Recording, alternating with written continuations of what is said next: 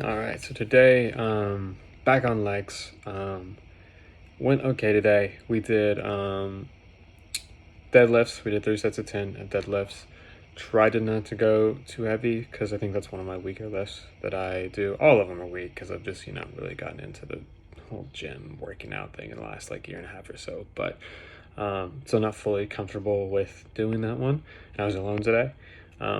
So really kind of kept that one light. But yeah, 3 sets of 10 deadlifts. I then moved into power clean. That's one of my favorite. I freaking love that one. Again, same thing, 3 sets, 10 reps each. And then I moved into, what did I do? Single leg Bulgarian split squats. Another classic. Those are really fun. Did about, again, same thing, around 3 sets, 10 reps on each leg. And then I ended it with just like a light kind of walk, step, master, whatever you want to call it. Did like 5-10 minutes of that. Then kind of ended it. But yeah, enough of the boring stuff, getting into the fun stuff. So today, going to talk about blood through the heart. Now we're going to talk about muscle contraction through the heart and kind of how that works.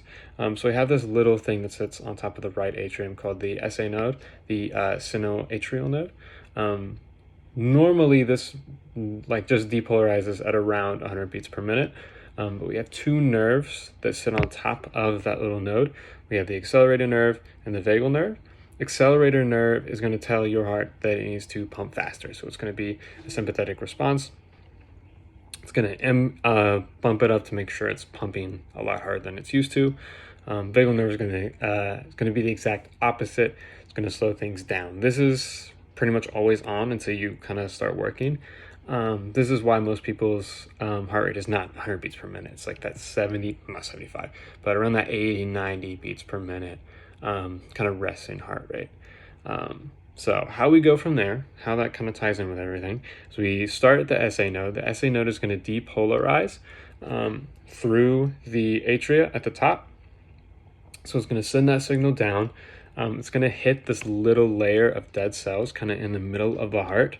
There's going to be this slight delay so that we can allow that kind of first pump to make sure the ventricles are full before we kind of pump it all out. We have this another node called the AV node, the atrioventricular node. It sits kind of in between the atria and the ventricle. That's going to depolarize and send the signal down through the bundle of His, which basically these like two little things that kind of go down the septum of the heart. Those are going to kind of go down, send it to the bottom of the heart, and then you're going to see these branches kind of come back up. So it's going to run down the left and right bundle branches, which are what run down the sides of the septum, come back up through the Purkinje fibers, and that's kind of what allows us to have that top down. Because if you think about it, if we just had that top contraction, we're just like squishing blood into the ventricles, versus if we have this pump, allows to fill and pump up, we're getting a lot more blood out to the body.